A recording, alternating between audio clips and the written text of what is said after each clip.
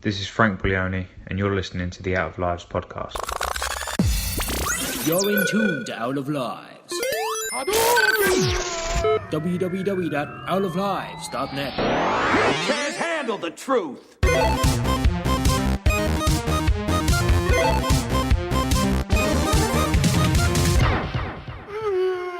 Hello and welcome to the Out of Lives podcast, your home of absolute nonsense with a bit of news thrown in. I'm your host for this week, Kevin Tarn, and I'm joined by Captain News himself, Dave Wyatt. What up? What up? And absolutely no one else. So it turns out we've had a bit of a conflict of schedules this week. Scott's been abducted by aliens, apparently, and Ross has his case hearing for indecent exposure. So it's just the two of this week. I hope that's okay. It's going to be an intimate affair. It'll be fine. Yeah, it'll be fine. It's alright, you've got the bear too, so it's all good. It'll be a serious chat this week. So let's just go straight into it, Dave. What's been your highlight of the week? I was, well, I wouldn't say dragged along, but I was taken to see the final Hunger Games movie, Mockingjay Part 2 with my partner, and actually really enjoyed it. Right, okay. So I've actually been hearing negative stuff about it compared to like the previous films. Did it match up to the rest, or is it? I don't know. I think they're all quite overrated anyway. There's nothing wrong with the films. I don't know why they've got this massive following that they do, because at the end of the day, they're sort of pretty... It's not an original concept, is it, really? You know, it borrows heavily from so many other sci-fi films and worlds, but it does present it quite well, and the story is quite good. I don't know what were the negatives. I've not actually seen any reviews of it, to be honest. Well, I've been hearing people say that it's a bit of a letdown. I suppose it's not bad. People are just saying, compared to the build-up that it's had, it sort of lets people down. It's not as well written. There's certain disappointing story aspects. No, I've not seen it myself, so I don't know for sure. This is just what I've heard. I don't really agree with that. I think it was a fitting end to the film, the series. I didn't leave thinking, oh, that was a bit naff after the 4 years it's been watching the films. It was a good ending. It went exactly the way I thought it was going to. Yeah. But at the end of the day, it's a teenage film, isn't it? It's not aimed at. It's for us teenagers. Yeah. But no, I quite. It's not aimed for us middle-aged men, right? No, it was good, and there were some story parts. I don't want to spoil it for anyone, but there were some parts I watched it and I thought that's really unrealistic. And then I remembered I'm watching a film about a sort of dystopian America that's all gone to shit in a way that wouldn't happen. But yeah, I mean, there's no Hunger Games anymore. This is just them storming the city. There's no Hunger Games at the minute. There's been talk and rumours of like some sort of spin-off about one of the districts. I don't think that's the end of it. But what I mean is, like, it's not a contest in terms of the story itself. Now they're storming the city, which is great. But the city, this is no spoilers. This is all in the trailers. So the city's now been booby trapped. Yeah, you see, that's the part of the trailer that really hooked me into this film. Which is great, but some of the booby traps, you think, yeah, I mean, that would have had to have been put in when they built that building. They knew all along. Yeah, it's not like all of a sudden they thought, right, I know. Like, there's a bit where the floor starts turning itself up like a sort of tidal wave of tiles. And I thought, so they must have built that when they were building that subway. Doesn't make sense. They knew the rebellion was it's coming. Like, but, forgive that, and it's quite an enjoyable little action movie. Just out of curiosity, which is your favourite in the series? A lot of people say it's is it the second one? Yeah, I'd probably say the second. See, that's the one where I got into the series. I didn't watch the first, and I came in on the second. And that is actually a really good film. And I think the whole Hunger Games thing, the actual sport that's in the movie, is what hooked everyone into it. And because it's gone out of that actual Hunger Games now, people aren't enjoying it as much, especially the film before this one, because that was like a political thriller sort of thing, wasn't it, really? I actually, it's the world, and the sort of, I'd like to see more of the world and more of the history. That's the aspect of it I quite like, but I'm a bit of a sucker for that sort of dystopian future, Yeah. But I'm like you, I came in on the second one, and I thought, when they were first marketing the Hunger Games, they were trying to catch. It looked like they were trying to catch that sort of Twilight, Harry Potter crowd. So I immediately wrote it off. And then when I did watch it, I was, quite surprised. It was actually a pretty decent film. I think people would be surprised about the average age of the audience watching that. I mean, I watch a lot of video reviewers online and movie reviewers, and a lot of them are quite older men. They enjoy the series. I think it speaks to a lot of generations. Yeah, I was expecting lots of kids in the cinema. I saw it I think I saw it on the day it came out. My girlfriend's a massive fan, but it was all people sort of 25 and above. Yeah, pretty much. But yeah, no, it's good. Go and check it out. I would recommend it. Well, I'm putting it on my to watch list. It's definitely one I want to see because it's, like you say, it wraps up the whole story. But moving on, my highlight of the week. Well, my highlight actually happened like 3 hours ago, but we're going to talk about that in the news. So my second highlight was Jessica Jones. Of course, that was released this Friday, and I've seen the whole thing now, and I liked it. I really did like it, but I don't think it was as good as Daredevil. Have you seen any of it? I'm about to start episode 6 tonight, so obviously watch your spoilers. Yeah, I won't go too deep into it, and I know people won't agree with me on this. In fact, I guarantee people won't agree with me on this, but David Tennant took me out of it a bit. I don't know whether it's because I have preconceived notions of him being in Doctor Who, but I just didn't see him as sinister enough. Do you know what? You're the only other person that said that, and I completely agree. This is what I was saying to my friend, someone I worked with earlier. When he's doing his evil bit, when he's really being sinister, yeah, okay, but there's some parts in it where he's being a bit sarky or a bit jokey, and because he's trying to play the I don't know how to describe it. He's trying to play it as a really twisted guy, isn't he? But yeah. He comes across too Doctor Who-y. Yeah, exactly. I can see some of the mannerisms. Agree. Like when he's like over exaggerating words and stuff. I can see those mannerisms in him that I've seen in Doctor Who before, and it just, I don't know, it takes me out of it a bit. I think if they'd found an actor who could play darker better, it would have been a 5-star TV show for me rather than like a 4-star one. It's still an excellent show and he plays the part well. I just think that there was better actors out there who could have played the part better.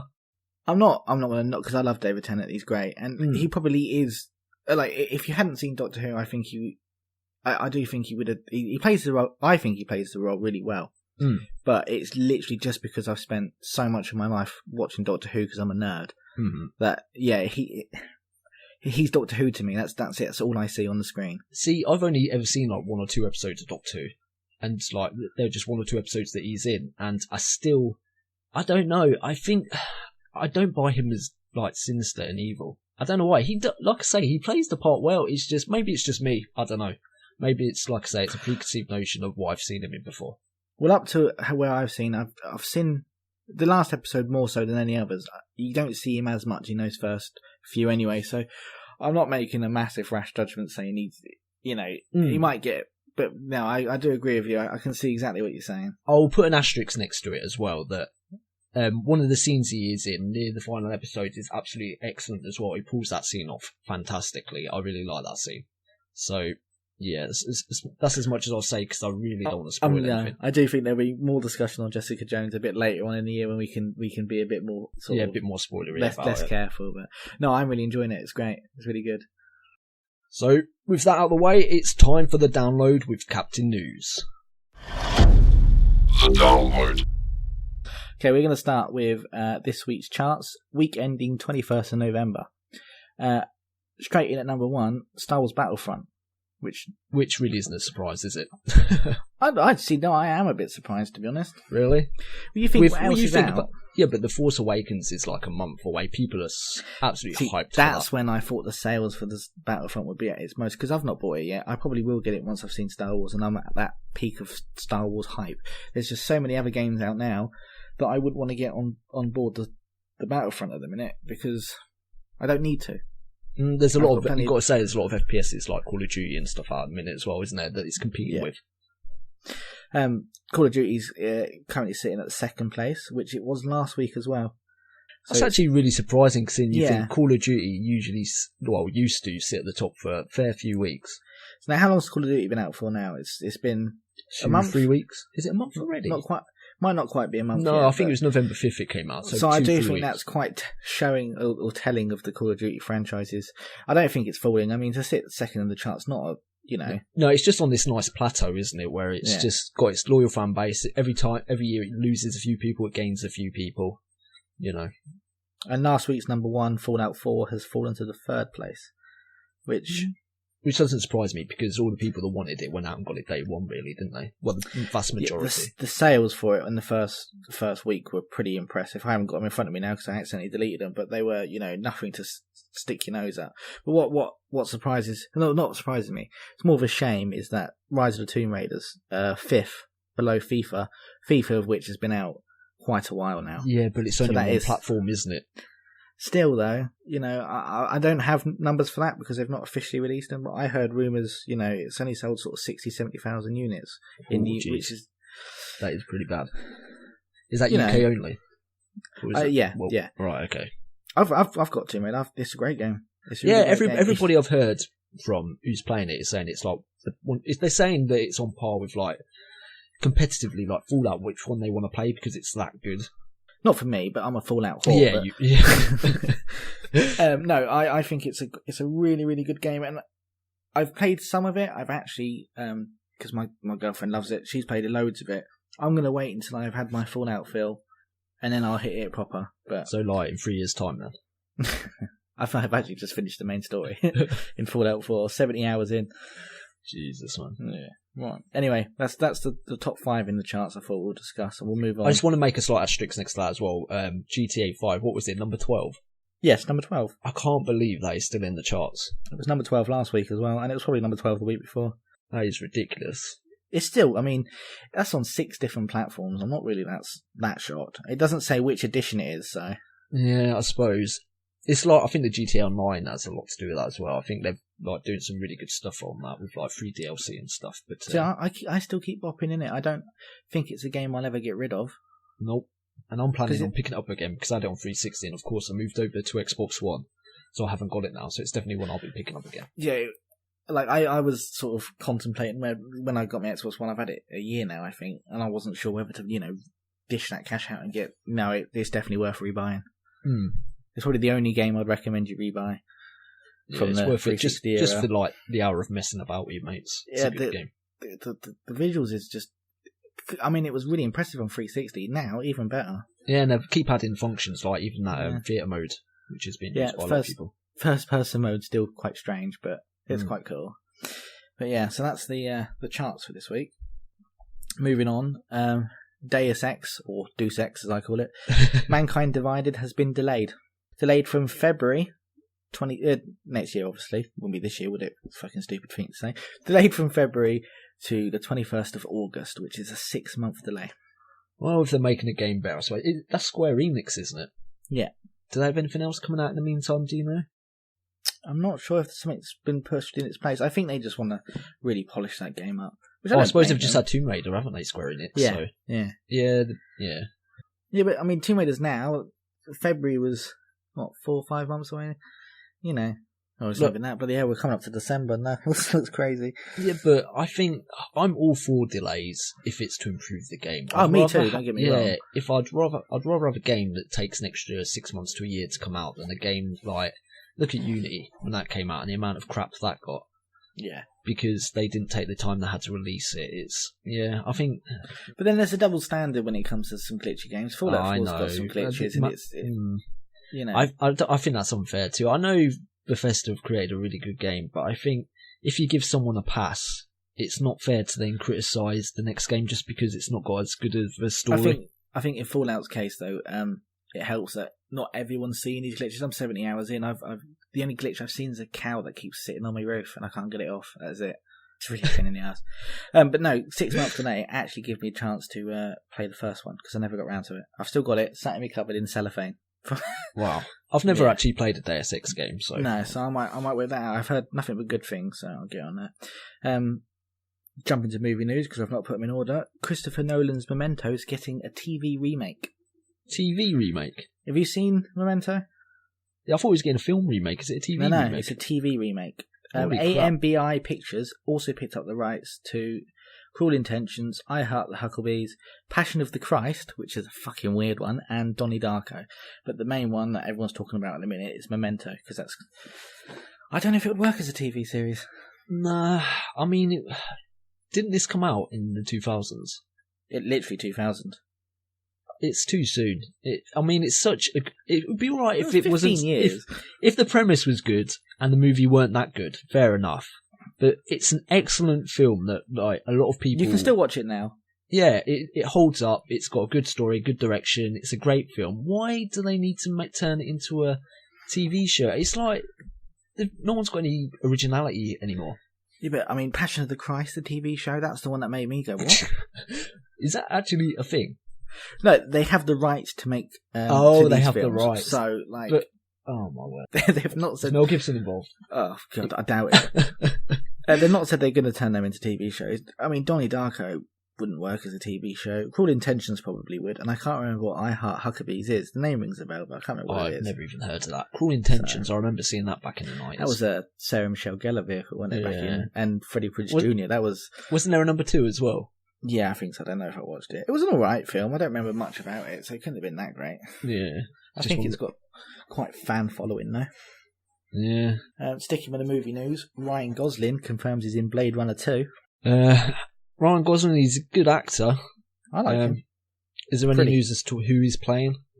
No, there's literally no. He said the project is exciting, and that is literally it. He said it was in an interview with Colander, I think he was, and he said there's a chip inside of me, and if I say anything else, I'll explode. Oh, so he's obviously playing an android. I would imagine so. Yeah. He said he did say it's the next big project he's filming, so that must mean it's coming soon. Is Harrison Ford in this one? Yeah, he is signed on. So, do you know what? Blade Runner is one of those films that it's been on my list for so long, but I've never watched it. I've watched it once, a long time ago, and I remember bits, and I've got it. I've got the one of the fucking cuts. There's about 50 cuts in my cupboard. I might revisit it now, reading this news, because I remember it being great, and it's got a bit of a following. So if you've not seen it, get on it. Yeah, it's one of those films again I hear a lot about, and I keep meaning to go see it, but I just don't get around to it. I will though. I've really got to see it. I think I heard that they were bringing it back to cinemas, but I don't know if that was just US or not. Oh, right, okay, probably was. Probably is. We never get the good shit, do we? We get shafted for fucking everything. We get the Marigold Hotel, whatever the crap it's called. That's supposed to be a good film. Let's not go bitching about films that we haven't seen. Right. Fox has now confirmed that Prometheus 2 will be titled Alien Covenant. I suppose it's a better title than Paradise Lost. I'm putting money now. It will change again. No. Well, it might do, but they will re-release Prometheus on DVD, and it will be Alien Prometheus. Yeah, you probably. I wouldn't take that bet because I've got. It's going to happen, isn't it? Right? Because if I was buying all these on DVD and the one that and Prometheus was in the middle, I'd be like, it would piss me off. But you can't have a sequel to a film with a different title. Yeah. Like if it was Prometheus Covenant, makes sense. Alien Covenant. You would watch that thinking it was a sequel to Alien, wouldn't you? Yeah, definitely. I think so yeah, I do think that Prometheus title itself will change. You're probably right. I think, I'm with you on that one. I wouldn't bet against that at all because, like you say, there's got to be brand recognition between the films. And I know there's a lot of film guys out there who know the difference, who follow movies, but the average person who maybe like the Alien series but aren't as caught up on movie news and stuff, they'll probably get a bit confused as to where that fits into the series or if it does at all. It might stand alone anyway, so it might stand alone in the Alien series because he's not really keeping his lips sealed on this film. He's revealed so much, like you could probably get a synopsis. Oh wait, I have a synopsis. Segue. The synopsis is Ridley Scott returns to the universe he created in Alien with Alien Covenant, the second chapter in a prequel trilogy that began with Prometheus. It connects directly to Scott's 1979 seminal work of science fiction. Bound for a remote planet on the far side of the galaxy, the crew of the colony ship Covenant discovers that they think is an uncharted paradise, but is actually a dark and dangerous world, whose sole inhabitant is the synthetic David, played by Michael Fassbender, the survivor of the Prometheus expedition. Right, okay. But he has revealed that it's also going to be the first time we see the creation of the xenomorphs. So, Right. So this film is after the original Alien series, and Prometheus is before this. this is also before. Right, It's gonna So how it's does gonna the lead android? into it. Oh, so the android. Michael Fassbender. Oh, okay, right. No, He was in Prometheus. Yeah, he was in. wasn't he? Yeah, I was thinking the android from the original. I can't remember. It's who not the played same him. It definitely android, is weren't. it? No, it definitely No, not Fassbender. Fassbender would have been about 12. No, when I that film mean, came but out. I know it'd be a different Not even actor. that. But I thought it might be the same android. No, you no. know? Right. Okay. The androids in that film are always a bit strange, isn't it? In that movie universe, you wouldn't fucking trust a synthetic, would you? No, not at all. Especially when it bleeds white. Yeah, it's a bit weird. It's got semen in its system. It runs on semen. You'd think without Scott and Ross, this would be a bit more. Yeah. I'm surprised that there's a reference to semen, to be honest. Yep. I tried to fill Ross's shoes. There's some big shoes. There's some big middle-aged shoes. Mm-hmm. Vin Diesel's come out and revealed that Riddick 4 and a Riddick TV series is in development. And by in development, he means he's going to make it eventually. I really enjoyed the Riddick series. I watched the newest one, which was my favourite, which I say it's my favourite of the series, but I couldn't really remember which one it was when we were talking about it before the show. But Yeah. I remember thinking back to it, I did really enjoy it. It's got Katie Sackhoff in, and it's like based I do like around this Katie crash Sackhoff. ship. I believe that's the one where it's crashed ship in the desert. That sounds like the Wikipedia entry I read earlier. I've seen Pitch Black, which was great, and I've seen Chronicles of Riddick, which I don't remember like being that amazing when I watched it. I don't know if it was just me or that's everyone's opinion, but I don't really remember the second one, so it probably was shit. wasn't even aware there was a third one. Like I say, the third is definitely the best of the series. If you've not seen it, you should definitely go see it. I'm gonna go back and rewatch them because like everyone talks about how amazing they are, and well, not how amazing they are, but how good they are, and I can't really make a comment on them without having watched them again. It'd be interesting to see what they're doing in the TV series, though. Like, I'm guessing they won't. This isn't going to be following Riddick, or is it No, going to be following it's Riddick? following the mercs and the bounty hunters of the Riddick universe. So you see mercenaries in Chronicles, don't you? Yeah. I don't know about the third one, as I said, I haven't seen it, but you see the bounty hunters and that in Pitch Black as well that are going after him. So couldn't this just be sort of like some generic space show with the Riddick title on it? Is there actually going to be some reference to the it Riddick could films? be, but at the minute, you tell me what's currently on TV that sounds like that. You say generic, but at the minute we could do with something like that. Yeah, true. I'll give you that. I'm not going to write it off anyway. We'll see. But his immediate priority, he says, is to shoot Fast and Furious 8, and then Triple X3. So That's actually a thing. Triple X3. That's actually a thing. So when we get Riddick 4, I don't know. He wasn't even in the second one. Whoa! Is Ice Cube in it? He better be. If Triple X2 is part of canon, then I want Ice Cube in it. I'm pretty sure it will be, but it is weird that it's like the Bourne thing, isn't it? Where they've had a sequel and didn't have the main character, and then they're making another sequel with the main character again. It's a bit strange. I think he's just discovered, like, franchises are his thing, aren't they? Yeah. He's Definitely. like, since Fast and Furious made all the money, it's just... I don't know why I'm the movie guy. I mean, I've only seen Fast and Furious 1. Really? To hear that there's a Fast and Furious 8, I'm thinking, I'm definitely going to fucking catch up. Are you serious? You only seen number one? No, I'm serious. And what's dude, made me come on. recently think maybe I should change that is everyone's like, no, because when you hit Fast and Furious 4, they start becoming these action heist movies, and I'm like, No. that sounds good. So, the first 1, 2, 3, and possibly 4 I would class as like racing car stroke heist movies. Number 5 is a straight up heist movie. 6, I'm trying to think what happens in 6. I think 6 tried to go back to the racing roots, but also had elements of heist movie. Number 7 is a superhero movie. Oh, really? Yeah, number 7, I am not, no word of a lie, Vin Diesel punches a parking garage floor and it cracks. Oh, wow. Told me. See, you have to understand with the Fast and Furious series, they tried to start basing them in reality, apart from, of course, the gear changes, because there was like 25 gears in every car when they raced. Yeah, but I don't know anything about cars. So they might have 25 gears. But, yeah, you have to understand that these get sillier and sillier, and they went to the point of, like, now, they're practically superhero movies. So if you watch them as a fun popcorn action time movie, you're going to have fun with it. If you go in expecting some super serious, like, heist, Ocean's 11 type thing, you're going to be disappointed. But as you're not seeing them, definitely go back and watch them. They're definitely worth it. Yeah, okay, I'll take your recommendation. I will attempt to watch them, and I'll come on and let everyone know what I thought, but I don't know when I'll get around to doing that. So next we've got a very special poster come from HBO. I'll let you describe the poster to our lovely listeners who have probably seen it. Yeah, a spoiler. This is a spoiler warning for Game of Thrones. So if you're not caught up with the end of season 5, please skip forward 2-3 minutes. So season 6 poster's been released, and of course at the end of season 5, what we saw was the arseholes on the wall stabbing our favourite character, Jon Snow. And everybody thought he was dead. There was speculation because I never thought he was dead. I've got to be honest. Yeah, I'm firmly he's obviously he's not dead camp. But the question is he going to be resurrected? That's the question. Yeah, okay.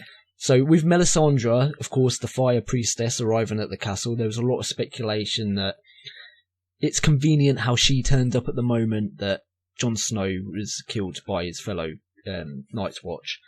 And now this photo it's the official season 6 poster for Game of Thrones, and it's a picture of Jon Snow. Now, in the picture, when I first saw it, I thought, because Jon Snow's in the picture, he's back.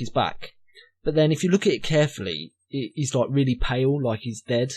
And also, it looks like his neck is strung back, as if he's been strung up, and he's hanging out, the day after all this happened. Which is very likely, well, not very likely, but it could definitely be that, so...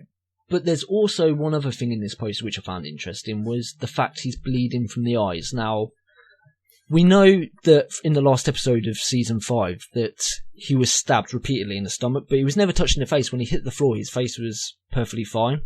And in this picture, he's bleeding from the eyes. Now, I don't know if it's meant to be a metaphor, they might gouge his eyes out. Well, it could be crows picking at his corpse, or it could be a metaphor for because he was, betrayed by his brothers, the Night's Watch. He's crying tears of blood sort of thing, because they killed him. Could be a metaphor. It could be, it could be 1,001 different things. But no, I tell you what it is, right? What this is HBO know that everyone's is he dead? Isn't he dead? Isn't he dead? And they thought, right, let's put a poster out. Yeah. Just Jon Snow. Boom. It's perfect marketing. And it's relit the hype. It's just, honest to God, if I could sleep till April now, I would sleep till April. I am so excited. Jon Snow is one of those characters once in a blue moon that come along that millions of people attached to, and they just want to know his story, but because it ended so abruptly, and people were like, well, we still don't know so much. Who is his mother? Blah, blah, blah. And now they're teasing us again that he might just be alive. I don't think that's the last we've seen on him. Honest to God, in my heart, I don't think it is, but I wouldn't be, if you watch Game of Thrones, if you've been paying attention, you realise this story doesn't have a happy ending, as the saying goes. No. So what's your thoughts there anyway, Dave? Yeah, no, the thing is, in that final episode, literally the scene before, when they were in, the scene was in, it's been a while since I watched this, I can't remember. Where's the king live? King's Landing. Oh, how can I not think that? You see a resurrected mountain, and I think it's really strange for you to see that part, that scene, and then cut to the Night's Watch where he dies.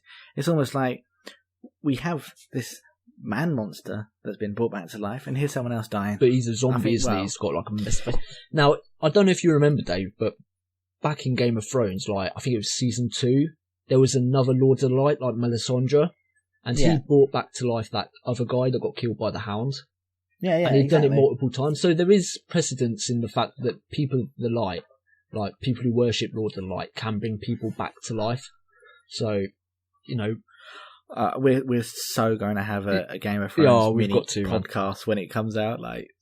Even if it's just me and you, because I could talk Game of Thrones forever. But we should probably. Yeah, we should probably. Yeah. And the final bit of news, which is probably the most important news you're ever going to hear, ever. Surprise me. A new PlayStation podcast has been launched, or will be launched next week. Oh, so what's this podcast called? It's called Out of the X-Fire. I think it's meant to be Crossfire. No, I deliberately said X-Fire because I like to wind him up. Over my head. The whole X-Fire, Crossfire, X-Fire, I'm sure they'll explain it on their podcast. This is a PlayStation-only podcast from some of the... it stars the Muppets, actually. A bunch of Muppets, not the actual Muppets. No, sorry, my mistake, I read that wrong. It costs too much, we can afford it. This is a podcast from podcast regular or guest in the past, Adam Thompson or Thomas, I can never remember which is which. Lee Chesnalavage. Chesnalavage. Meta's on it, and so is the other, Paul, who I think he's been on here before as well. I believe so. I think I put everyone except Lee, isn't it, that's been on? Yeah, Lee obviously is the main man in the blogging sphere. So definitely check that out. Give them feedback. Obviously, it won't be as good as this podcast, but let's boost their egos a little bit. We had to give the B team something to do, otherwise they'd keep coming on here ruining our day. They started trying to ruin our podcast, so so we thought we'd keep them busy. But that wraps up the news for this week. Okay, now for something a little different then. We have a very special interview for our listeners with the one and only Jim Trinca, who you might know from videogamer.com, and this is courtesy of Ross the Delinquent. So enjoy. Transport links are pretty great here in Scotland. Fuck your cars and aeroplanes, therefore, knobs man. You want to cross the Firth of Tay, there's only one way, ScotRail. Every minute some cunt's taking ScotRail. And not curtain rails or humpback wheels, no ScotRail. Up, Glasgow Central, and Bekeithing, Bathgate, Methil. What do you just jump onto a ScotRail? Fuck your tramlets, get yourself on ScotRail. This daft joke won't travel well, but ScotRail. Sam, wake up, man. Listen to this fucking ofLives podcast thing, or I'll arrest the fuck out you. So we're now joined by a very special guest, and I don't mean Meta, who's actually joining us at the moment as well. We're joined by a person who you may know as Tam McGlinch, or you may know as your old dad. It's Jim Trinca. How you doing, Jim? All right. Not too bad at all. Fantastic. Well, thank you so much for joining us on this week's podcast. That's all right. I know we had one of your compatriots on a few weeks ago. So, yeah. And I know you listened to that and thoroughly enjoyed it, so we thought we'd ask you on as well. It'd be rude not to, wouldn't it? Yeah, a wee bit. I was really fucked off because he didn't mention me very often either, prick. So, you had to set the record straight. All right, we're going to get the lowdown and all your other colleagues. Is that what this is? An expose of videogamer.com? Absolutely. So is this so much dirt. Is this going to start being like a sort of confessions of a video gamer now, is it? Every couple of weeks we'll have another person on to talk about someone else's slag off. Yeah, you should get Scammel on next week. Yeah. And we've got to get the whole team now, surely. well, I'm going to get cracking on with some questions because I know you're a busy man. And I'm going to start off with just asking, how did you actually end up working at Video Gamer? It's just as boring as a job was going and I applied. So there's really not much of a say there. But I think I was a really good fit. So I was doing something called GameWank before I went to Video Gamer. Yep, I've heard of GameWank. And it was GameWank was just fucking ridiculous, and Video Gamer with a name like GameWank, that surprises me. Yeah, well, it was a bit sort of demented. It was ostensibly a games podcast, but mostly about my sort of co-host's dick and issues with his dick. And that's sort of what it turned into. And it was literally half about games and half about wanking. So, and I think, I thought the transition to actually being sort of, doing it professionally would mean that a lot of the wanking chat would fall by the wayside. But if anything, it's increased. So, Are you calling yourself a serious video games journalist now then, Jim? Absolutely not. I'm sort of, it's weird. I'm kind of like people ask me, what I do for a living, like family or whatever, and I'm kind of struggle to tell them. I usually just plump with, I'm a video producer for a website, but what I really am is a professional sort of twat. It's a modern day clown, isn't it? It really is. just a jester, you know.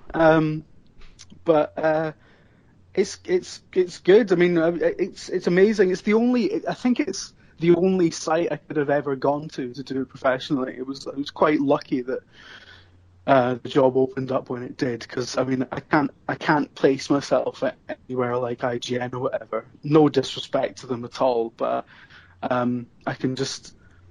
I'd be fired within 2 weeks. But yeah, it's so bizarre. It's almost as if like the video gamer kind of existed so I could slot into it. It's that good a fit. And I was like, Jesus, this is when I started working there. I was like, this is Game Wank, but on a scale that Game Wank has no business being.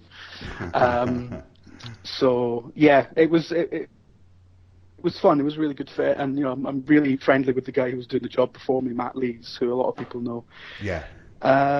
And you know, we've you know, I've been in his stuff since. Yeah, it's been a very nice transition from sort of amateur bellend to professional bellend, and it's a very privileged position to be in, because you know, it's not often people actually get to make being a sort of just a fat twat their job. Dave, do you want to take us away with the question that we ask all of our podcast guests? Yeah, we want to keep it quite professional with the, you know, what's the biggest animal you could knock out with one punch? It's an important question. I think everyone should ask themselves. Maybe an urban fox. I could probably knock out one of them. An urban fox? An urban fox, yeah. And I'm more likely to punch one of those than anything else, because that's the only animal I've seen for a while. I suppose living down in London, that is about the only animal you're going to see unless you go to a zoo. Yeah, exactly. It's fucking hundreds of them. I never realised how much wildlife there was down here, but it is all fox shaped. So, so is it just specifically urban foxes, or do you think you could take out any breed of fox? Like, I don't know. Well, I think if you can take out an urban fox, I think your less streetwise foxes will be less of a problem. I think they get their mates on you.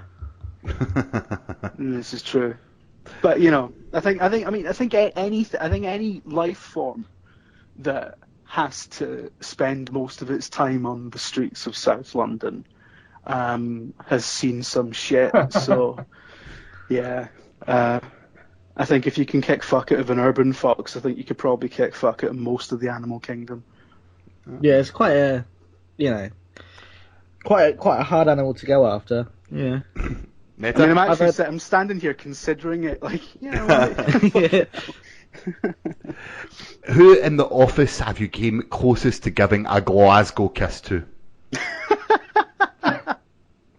This needs some pre-context, by the way, because I have no idea what a Glasgow kiss is, so do fill us in first. Yeah, well, a Glasgow kiss is a blowjob. Yeah, you go up and ask girls for a Glasgow kiss in Glasgow and you'll get one, don't worry. Yeah, absolutely. Next time you're up north. I don't know. Boring answer. I mean, I think people expect me to say Burns. Yeah. Because he can genuinely be infuriating sometimes, but in the most endearing way. So, I've never really had any kind of beef with any of them, which is bizarre because there's so many kind of. Well, sorry? That's a cop-out. No, but there's so many strong characters in there that you'd think we'd be at each other's throats quite a lot of the time. But no, there have been a couple of occasions when I've been like, Burns, going to fucking drop it. Fair enough.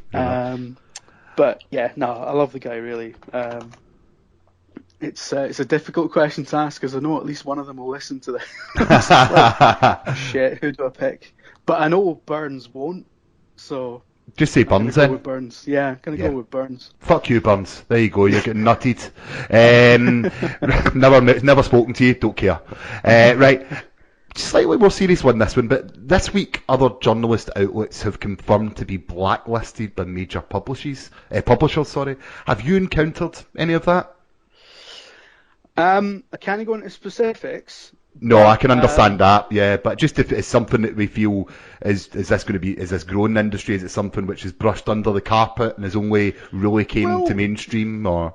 See, I think because it's been given a label like blacklisted, which is really kind of a general term for for a relationship being strained or breaking down. There's not really like a big book of sort of people that won't talk to you, or people who you won't talk to. As you tend to have like I think. It's been blown out of proportion a wee bit, because what Kotaku wrote about are issues that we, and I know that Eurogamer and probably every kind of games under the sun has had, because it's the nature of the business that sometimes you publish something and the PR will get fucked off about it, and it's an occupational hazard, really. Like a bear reviewing Fallout, for example. Yeah, exactly. But I think we don't really worry much because we're kind of at the stage where, I mean, not that we can go around pissing everyone off, because we need to sort of play the game to a certain extent as much as anyone else. But we don't really worry about it, because I think when you worry about it, you're then at the risk of sort of changing your output to, maybe try and appease certain people or try and keep publishers on side, and then I think you're really not doing your job, because you just become a mouthpiece then. So we're very conscious of, we have to not let it bother us, but it can be a concern when it happens. So, so I mean, I wouldn't put it in terms that it's like a widespread problem, but it is a very common thing that certain outlets have fraught relationships with certain publishers, and it generally doesn't last very long. And I don't. It's not like this big kind of. It's not like a WikiLeaks issue. Do you know what I mean? No. It's not. It's not something that people need to sort of do investigative journalism about, because it's just people pissing each other off sometimes, and that's really as important as it is. To be honest with you, I must be fucking blacklisted by Ubisoft, because I send them emails all the time asking for games and they don't send me fuck all. But I think I just miss our size, maybe. Meta, do you want to take it away with the next couple? If you were lucky enough to have a biopic made of your life, who would play you? I fucking think I'm in with a shout here. It's the beard and glasses, isn't it? You're in. Yeah, I might be. Aye, fuck it, you. Aye. Jackpot, Meta. Maybe Matt Berry. I don't know. I've always thought Mel Gibson would play a good Scottish character. He's got previous, hasn't he? Yeah. And then he went off and done an American movie, which was essentially the exact same as Braveheart, but set in America. Stick to what you know, Mel. Stick to what you know. Yeah. You know what? I've never seen Braveheart. It's like the biggest blacklist on my movie history. I've never seen it. Never come across it. Up to the referendum, I watched it nightly for about 3 weeks. Just so I could leave like all you bunch of wanks behind. That never worked out for me though. You think you're disappointed? Oh. Let's not go down this route. Jim, what's next for Video Gamer? Video Gamer's got this kind of habit of announcing stuff every few months. Sometimes it pans out, sometimes it doesn't. But we've just announced that we're going to expand our remit. So we're going to be covering stuff that isn't games for the first time, really. So I think what next is just kind of building on that, and the stuff that we've already been doing with games, or the stuff that we're known for. I guess we're going to see if that can be adapted into a more general kind of cultural sense, or if if we have to come up with new formats and new stuff to to talk about films and telly or whatever. But yeah, that's the next thing really. There's the expansion of the remake, which we're sort of dipping our toes into, and depending on how well it goes, we'll carry on. And then we've got the big kind of site redesign launching, which has been ongoing the whole time I've been a company, but it should be in the final stages now. So. I think that's the one thing about Video Gamer, is it's sometimes forgotten that it's a website. You're known for your podcast and you're known for your... Well, this is just man pressure anyway, but you're known for your podcast, you're known for all the videos that you do, but I suppose, does that turn to clicks? Yes, it does. Yeah, I mean, believe it or not, like the site is is where we do our business essentially. Yeah. The YouTube channel is what I think it's what we're known for. To a certain part, like there seems to be a very kind of distinct audience that come to us for the YouTube stuff, and then there's the website audience, and there's a bit of crossover, as you'd imagine, but there's a lot who go to the website for guides and stuff like that don't really cross over into the YouTube stuff, and the audience for the website is a lot bigger. So I think we're trying to get those merged essentially as much as we can. Into one entity, so it's yeah. Yeah, exactly. Because this is what I don't know if any of you saw, but my boss published just a little announcement about why we were expanding our remit, and one of the things he touched on was that there's a massive difference in tone between the website and the YouTube channel, and I think we want to try and bridge that gap a little bit and be a bit more kind of personality driven. So lots of exciting stuff happening on that front, and the YouTube channel has kind of driven that. And I mean, I think one of the things that changed when I came in was that we started getting all the staff involved in videos, and everyone's done stuff on camera now, apart from who just joined, but she will do as well.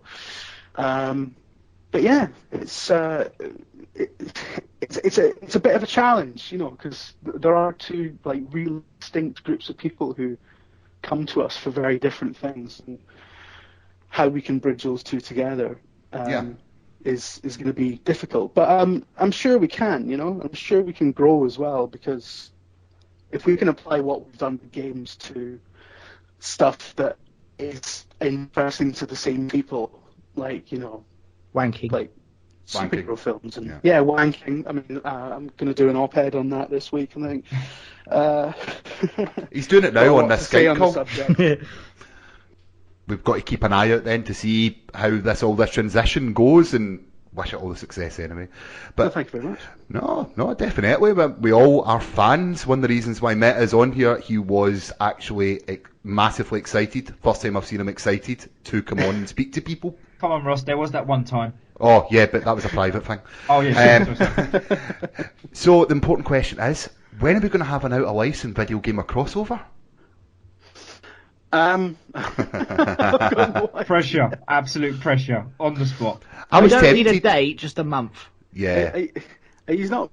It's all over the place. Yeah, but we'll fucking transcend. How easily can you all get to Croydon? Give me about an hour and a half. I don't know how that's possible. Yeah. I'm there now. But to be honest, we're up for anything, and if you guys are within the M25 at any point, I mean, that is a stipulation, because we're lazy bastards. But I mean, we love getting people in to do the Miller Report. Yeah. So if you guys are up for having a fight, you just need to get on a bus and we'll sort it.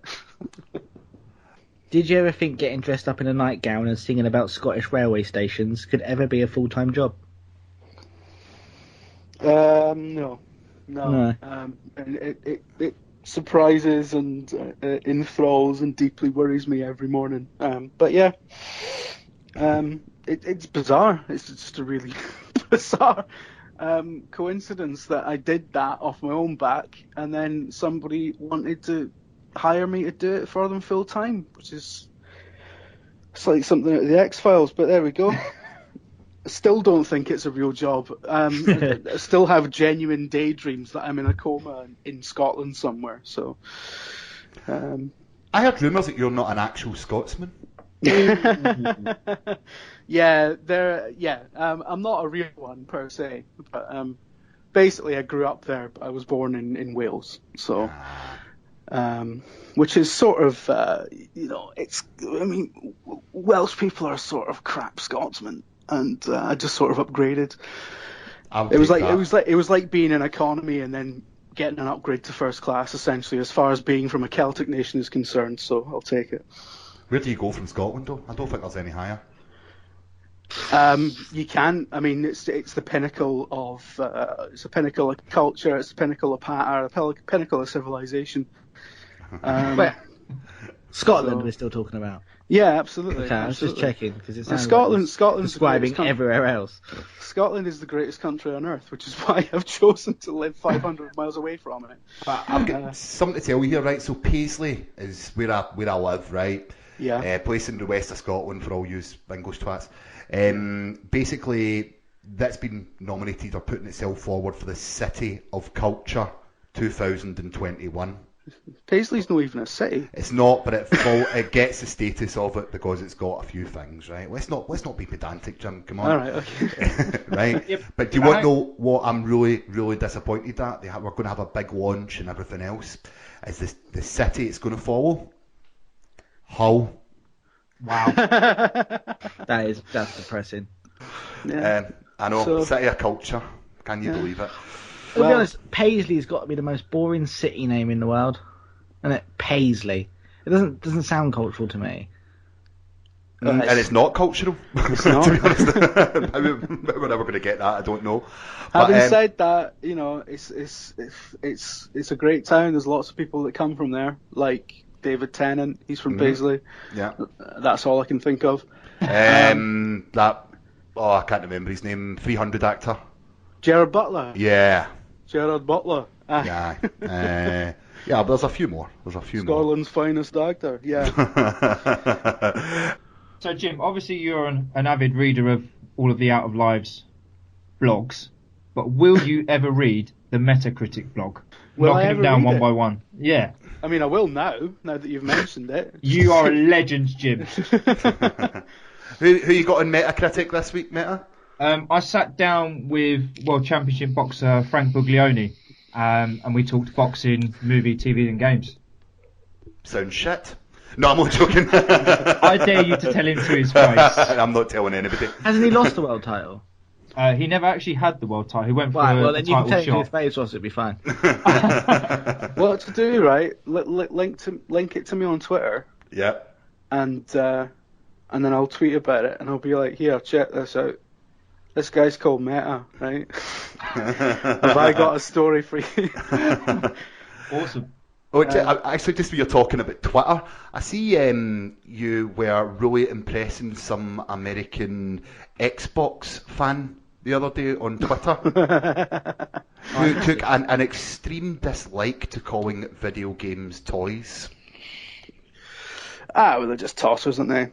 There was a bit of what it is, right? There's this little cabal of like sort of mad Xbox obsessed sort of 20 to 30-year-olds on Twitter who take great exception to any news outlet or media outlet not filleting Phil Spencer 24/7. So basically, and it's the same people have been getting on at us for ages, and it's just funny. It's just a running off its joke. But they, if you publish anything that isn't anything but 100% sort of complimentary to the Xbox brand, they will have a hissy fit. And it got a bit ridiculous the other day because Tom published an article which basically said, you know what? Let's be honest, Microsoft fucked the Xbox a little bit at launch, but now it's really worth getting one, and here's why. They took great exception to that. Yeah. It's like, are you are you real? And none of them read the article. I think one of them might have read the article, complained about it, and then we've got like, a dozen. I think it's a pretty valid point, to be honest. Yeah. I mean, it costs this like dozen people to just spam the video gamer Twitter feed for, I swear to God, like 48 hours straight. They were going on and on about this, and it just really made me think that you're taking exception now to us calling video games toys, and because you think that they should be taken seriously as a mature art form, and look at what you're acting like. I mean, there's a weird pattern. I mean, just from my experience, Xbox quote unquote fanboys seem to be slightly sensitive over their console, whereas those who play PlayStation are quite openly put their hands up when it does something that's shit. But you can't ever say bad against Xbox, otherwise it all kicks off. Well, I'm an Xbox fanboy, Me right? too. And the thing is I thought these people don't represent me. Right, okay. Because I just thought, I love my Xbox. I don't know why I do. I just do. With both consoles in the house, I still turn to my Xbox, and I don't know why. But I just thought, this guy's going on about, oh, you can't say a negative, you cannot. Microsoft properly messed up when it was launched, as they said, and now I feel as if it's a good console. And yeah. I think sometimes you own an electronic box or toy, yeah, and just have fun with it. You know what I mean? Yeah, I think it's you get a lot of people who take it really, really seriously, and take it even more seriously than people whose job it is to, play them all day and write about them and make daft videos about them. It's not upsetting, it's not disheartening or anything like that. It's just funny that these people exist, and they are a tiny minority. Like they are not representative of anyone. Like this is like at most what we've been getting, like literally about a dozen people, but they're very loud. And I think the only sort of problem that they cause is that they can be seen to represent a community or a group. Yes. Because they're so loud, and they're so keen to shout people down, and it's and they're folk like that. I mean, whether they pitch throw in for the Xbox, the PlayStation, or whatever, I think they they're kind of a microcosm of the wider thing that's been happening. I'm not going to name it, but for the past year, where it's just a temper tantrum, and nobody should take it seriously, but it happens so loudly and so often that somehow these people end up setting the fucking agenda, and that's when it becomes like, actually, we probably should be getting upset about this, because this is making us all look like twats, Yeah. I would say that it's good to be passionate about what you love and what you're willing to spend your money and your time and everything else with, but don't fucking spoil it for the rest of us. I'm just generally surprised that there's angry people on the internet. I thought everyone was lovely on here. Apart from wee Jimmy, stupid surname. So Jim, do you want to tell the story about how we had a nice little interaction on Twitter with one of the Out of Lives bloggers? What was his name? Lee? It's Lee, yeah. Yeah. What's his surname? I don't know, but I said nasty things about it.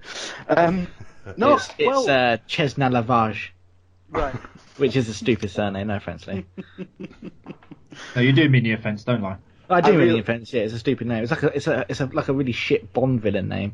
I had no idea who he was, and he left a comment on YouTube, and I honestly, it genuinely wasn't like, I didn't go, fuck this guy. I thought it would be really funny. Yeah. To scream at it and respond to it, and I did, which was like, which is not very characteristic of the kind of thing you usually do, to be honest. But he said, I saw the surname you wanted because he said something was shite. Or he said my accent was shite, that was it. I think he said your Welsh accent is or your Scottish accent is worse than your real one or something like that. I can't remember. Yeah. Yeah. Yeah. So I screen grabbed him and said something along the lines of, "Your surname's shouting, oh, you wank." And it turned out to be one of the guys. I was like, oh, fuck.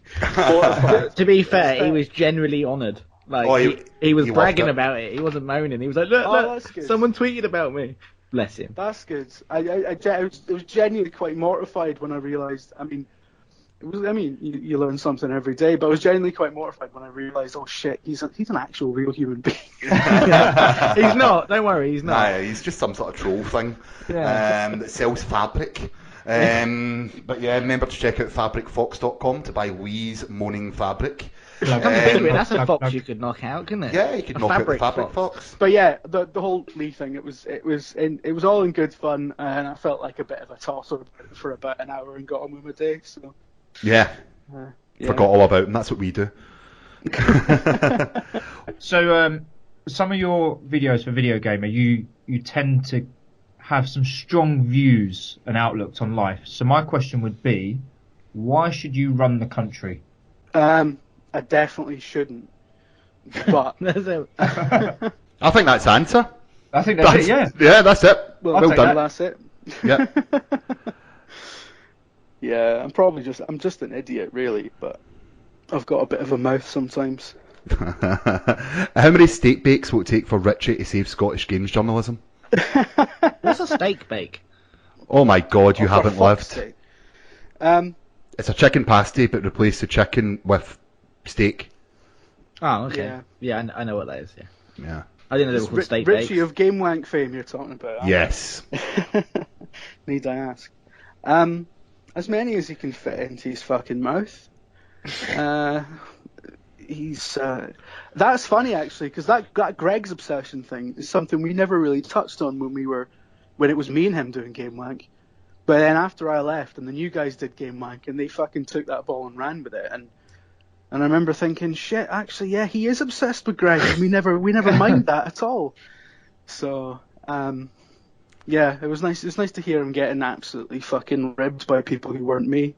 So, good to watch from the outside, then, yeah. Yeah, it was weird to be honest. It was interesting though. It was like, he's still getting it. He's still getting it tight. Next. Let's have a game question. What game are you most looking forward to for 2016? 2016. What's out in 2016? Tomb Raider on PS4. Mass Effect Andromeda. Is that out? Is that 2016? I think it is. Yeah. Yeah. We'll go with assuming it is, then that one. Because the next game that's on my mind, that's coming out, sometime in the future, is Cyberpunk, but I think that's 2017, isn't it? I don't think we'll see it next year, no. No. But yeah, Mass Effect Andromeda I'm looking forward to. To be honest, if I had a list in front of me, it'd probably be about 19 things I'm looking forward to, but video games are just sort of shite. They're just toys at the end of the day. Yeah, I don't really spend that much time on them, to be honest. Yeah. How many hours have you done in Fallout? About 90. Yeah, there you go then. I don't spend much time on them. I'm fast approaching 70. Which is not bad, considering I have a newborn baby. Yeah, that's quite good. Because these are, they're lovely, but babies are basically arseholes, so if you manage to do 70 hours of Fallout, that's... I just duct tape her to the corner, it's fine. We've got a nice big drawer I can put her in, so... She's comfy, she's got like knickknacks and that in there. Yeah, give her a blanket, it's fine. What's your favourite Bethesda game, and why is it Morrowind? I think my favourite is Fallout 4 now, to be honest. Yeah, I'm with you on that. I did like a 5-minute video on the subject of why it was my favourite. But I think they've basically been remaking Morrowind ever since Morrowind, so the Fallout 4 is still basically Morrowind. It's just sort of with different bits, if that makes any sense. So yeah, the default best Bethesda game is Morrowind, if you accept that Morrowind is the only game they've ever released. Tomato sauce, ketchup. Sorry, tomato sauce is ketchup. That's not a question. Where do you keep? It's just a fact. Yeah. Do you keep your tomato sauce in the fridge or the cupboard? This is contentious as fuck, but I keep it in the cupboard. Good man. Well What do played, sir. I keep it in the fucking bin. I'm keeping with it. Right. If you had to pump one, Bitsocket Scott or Bitsocket Joe? Scott. Easy. Love that. Well, I don't know. It depends, because Joe would cuddle you afterwards, and Scott would phone you a taxi and tell you to fuck off. So it depends what sort of night you're after.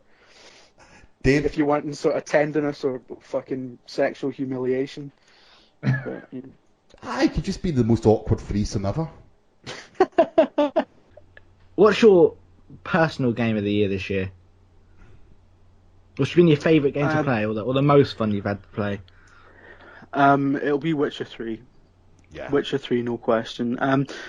I'm absolutely loving Fallout 4 right now, but I think, and that would be a contender, but nah, it's The Witcher 3. It's the most impressive thing that's come out for fucking 10 years. So It is an amazing game. I personally have picked Fallout 3 over The Witcher, but only because it's Fallout. The Witcher was amazing. Mm-hmm. You know you're all wrong, and the answer is clearly Football Manager, like it is every year, don't you? Do you know, as soon as I asked this question, I knew he was going to bring up pissing Football Manager. Here we go. That is every year. It's actually excluded from Game of the Year nominations because it would just win it. It's wank. I wouldn't go that far, but come on now. Okay. What's next for Jim Trinca? Do you have anything else in the go apart from video gamers, or anything that you're wanting to plug here? absolutely not. No, I'm just everything I do is video game related now, pretty much. So I might do some things on the side, some podcasts or whatever in the future, but for now it's all video gamer, and I'm quite happy about that because it's fun. Will we ever see a Game Wank reunion? No, absolutely not. I'd go to a live show of that. Well, Jim, thanks for joining us. I'll end this recording now, but stay on for a couple of minutes after us, so that's all right. And hopefully we wish everyone out of Lives wishes video gamers new transition all the best, and hopefully we'll speak to you soon, mate. Thank you so much for joining us. Thanks very much. Cheers now. Cheers. Bye. And thank you for that, Ross. That was really interesting. And we've just got to put a special thanks out to Joseph McCormack and Luke Gorman for helping us with For that. sending in your questions. Yeah, for sending in all those questions, because they helped us out a lot. And we should have more interviews coming up in the future. I know Dave's trying to line up a few, aren't you?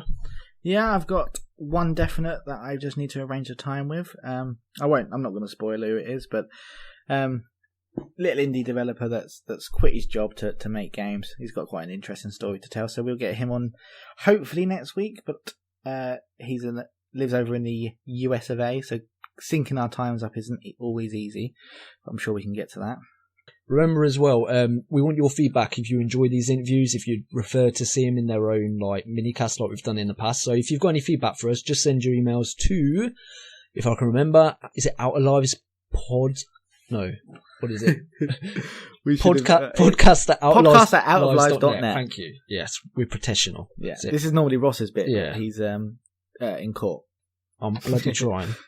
Right, so on to the plugs. Dave, have you got anything you want to plug? Not really. Just check out the Facebook page. Just search Out of Lives. We're the only people with that name, so check us out on there for up-to-date news, and check outoflives.net for the blogs, as we mentioned earlier. And I have got a Twitter, but I can never remember what it is, but I don't tweet that often, so I won't worry about it. That's about it. And I'm sure Dave will post the Game of Thrones Season 6 poster for you to look at. Yes, I did post it earlier, it just didn't go up for some reason, so I'm going to do that as soon as we stop recording. And as for me, just find me on Twitter at Don'tShootTiny, where you normally find me, and don't forget to like and 5-star rate the pod, why not? And now we're going to leave the pod with a fact from Dave, so take it away, Dave. Okay, so this week's fun fact of the week is the 1988 classic Christmas movie Die Hard is strongly regarded as the greatest movie of all time. But what most people don't realise is John McClane's famous catchphrase, Yippee-ki-yay, is actually a Yiddish phrase. It roughly translates to fuck Santa, fuck his fucking hat, and fuck his cunting reindeer too. And on that bombshell, You're in tune to Out of Lives. www.outoflives.net. You can't handle the truth.